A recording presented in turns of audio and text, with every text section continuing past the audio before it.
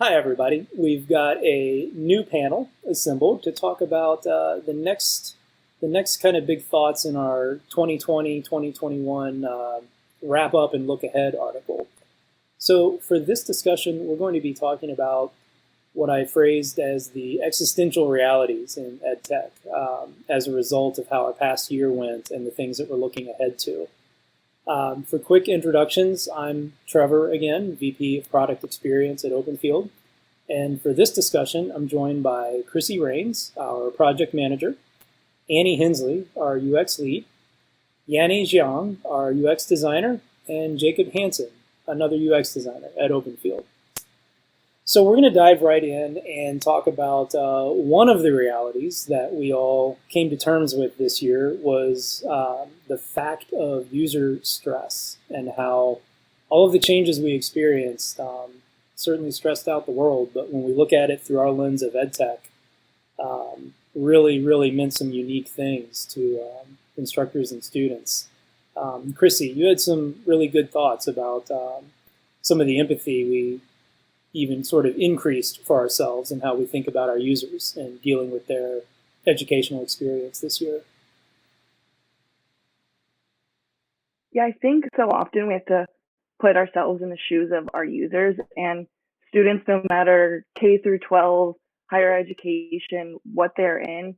This is something that none of us could have expected. And the, thinking back to when I was their age, I can't even imagine the stress that they are dealing with. They're taken out of their classrooms, put into maybe their bedroom or living room or something, and expected to sign on to this class or sign on to multiple classes throughout the day and pay attention when you're just sitting alone in a room, like completely by yourself, most likely muted, maybe with your camera on, just listening. And we're expecting them to completely learn this and not be stressed. It's just like, it's completely something different for all of us. But being that young, I can't imagine like how they feel right now. No, that's right. And probably faced with a lot of distractions as well. Is a totally different world. I mean, it kind of made me chuckle. You referred to living rooms and bedrooms, and that's our normal now too, right? I mean, that's what everybody got used to in a hurry. Annie, you made some good points about some of the additional points of stress that all of the change this year introduced or exacerbated, maybe. Stress had already existed, but really got amplified. Yeah, I think going off what Christy said, students are already experiencing a change of environment. And we already so often have tech at the forefront. We experience tech fatigue all the time in our daily lives, and people are torn. We don't want to be so tied to our devices, yet we rely on them for everything. So I think in the edtech space, we have an interesting opportunity to think about how do we pair analog experiences with technology.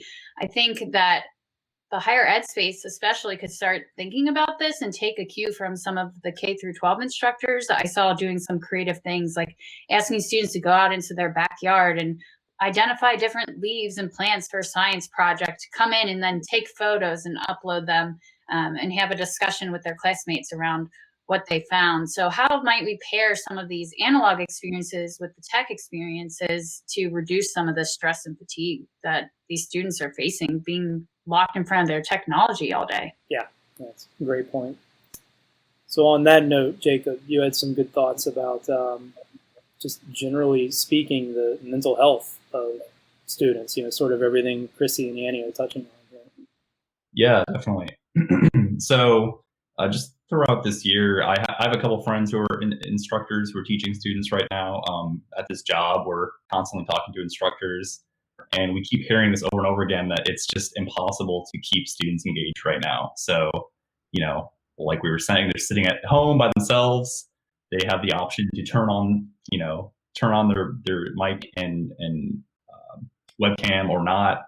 They don't have to participate in that. So a lot of them feel like they don't have to participate in class, do the homework assignments, and so on. So just due to this like struggling engagement, it's our job as UX designers and researchers to understand how they work, how they want to work, how to keep students engaged so they don't become bored or tired or exhausted by the class, because that can lead to them dropping out. It can lead to cheating, attempted to, like attempting to like go beyond the class to like just get the grade and move on. So definitely something to keep an eye on, and like make our products as rewarding as possible and easy to use as possible, so this isn't an issue for them. Yeah, no, that's exactly right. There's such a common theme here in everything we're talking about as we look back at 2020 and how many of the forces we dealt with this year were brought to the forefront, but that were already, bubbling up beneath the surface before the pandemic got underway, and the way we work and experience education changed so much. And engagement is one of the huge ones. We've known for years that declining student engagement is a problem in education, higher ed especially. Starting with you, Annie, talk a little bit about the statement you offered for us in prep for the article about how important engagement is as an indicator and driver of retention. I know that's had quite a bit to do with some of the product features on the roadmap you've been focused on this year. Yeah, I think that there's a lot of research that indicates that an engaged student is more likely to stay enrolled at a university, but there are a lot of different components that lead to what an engaged student is. That can be anything from attendance in class to how they're performing, but other aspects like involvement on campus. Do they have friends? Are they attending events? Are they a holistic student?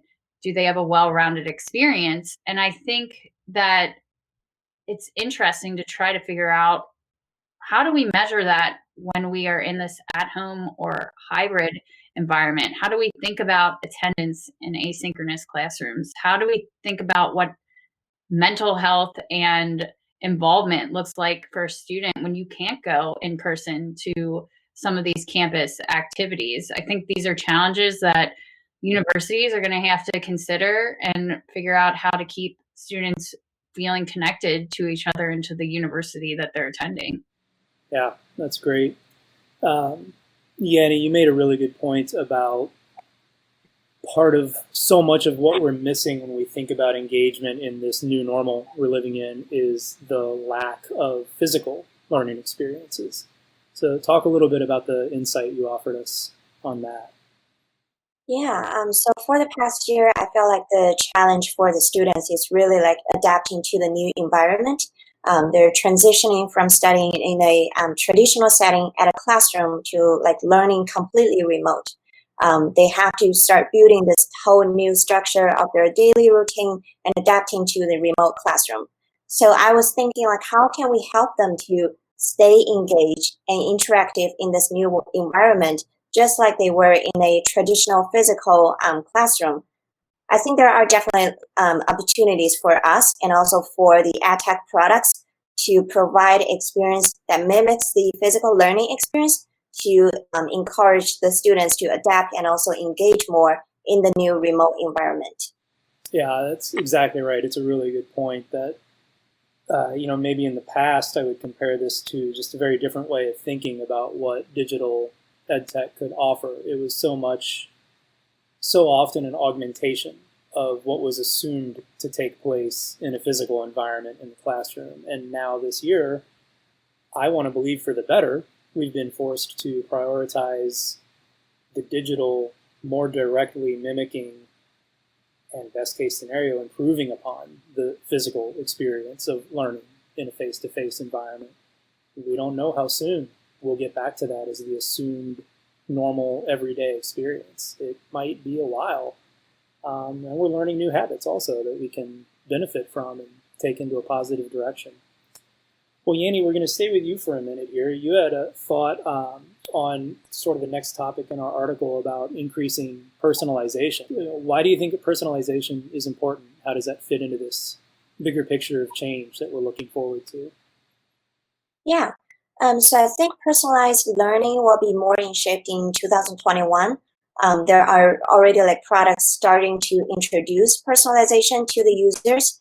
I think having personalization is going to help out a lot on both the students and also the instructor side to help them really understand like where are the students on their learning journey, understanding like how can the instructor chime in to help the students better grow.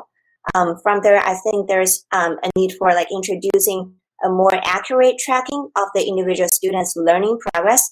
And by providing a more like sophisticated data analysis, it's going to benefit both students and also the instructors on achieving their goals and the learning journey. Yeah, I totally agree. Chrissy, you had some good thoughts on this as well. Personalization that exists in the face-to-face experience and how that's been lost, hand in hand with what we were talking about before with engagement. Yeah, so being an instructor, like that career is already such an in-person and face-to-face job.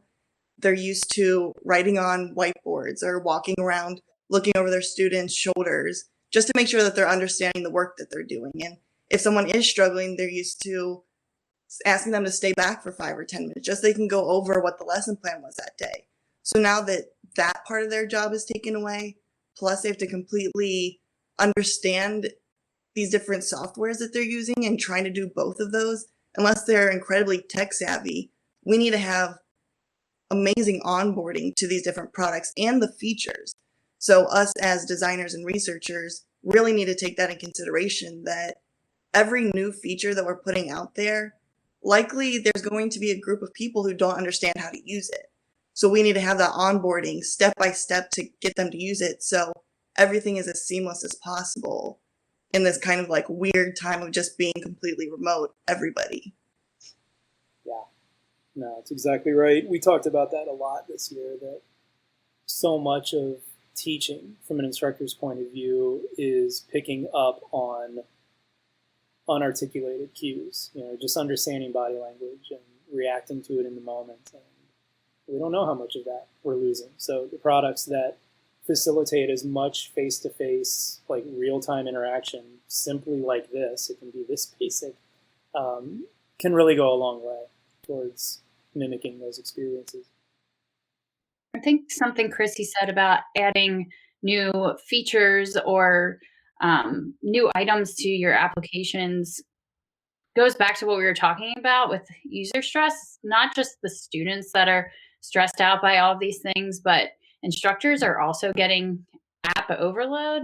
I think instructors are looking more closely at the technology that they're using. So when they first switched to remote learning, they were really willing to kind of cast a wide net and try everything because they weren't sure what was going to work. But now that they have a bit more experience and footing under them, they're starting to evaluate, do I really need all these things? What is helping my class experience versus hindering it? And they're going through and doing what I would call almost like think about it like cleaning out your closet.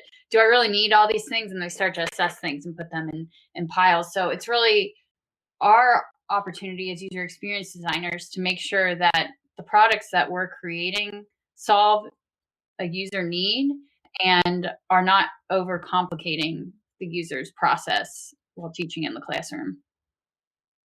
I think, and you made a great point, because now I think in 2021, what we're going to see is a lot of instructors creating their own products. I mean, we've started to kind of see it of there's all these different products and tools out there, and teachers are just like, I just need this small thing. And I think I can team up with people and make this. And it's exactly what actual instructors need and are going to use, instead of this feature overload of all these different things they could have when they only need 1 or 2 things. Yeah, exactly right. Yeah, we have to be careful, as always. All right, everyone. Well, thanks a lot. That's some good additional insight into the new realities we face and that we're getting used to. And like I said, to have the positive spin on it, the things we're looking forward to, paying more attention to in our products, and innovation that we hope to drive forward in 2021. So thanks very much.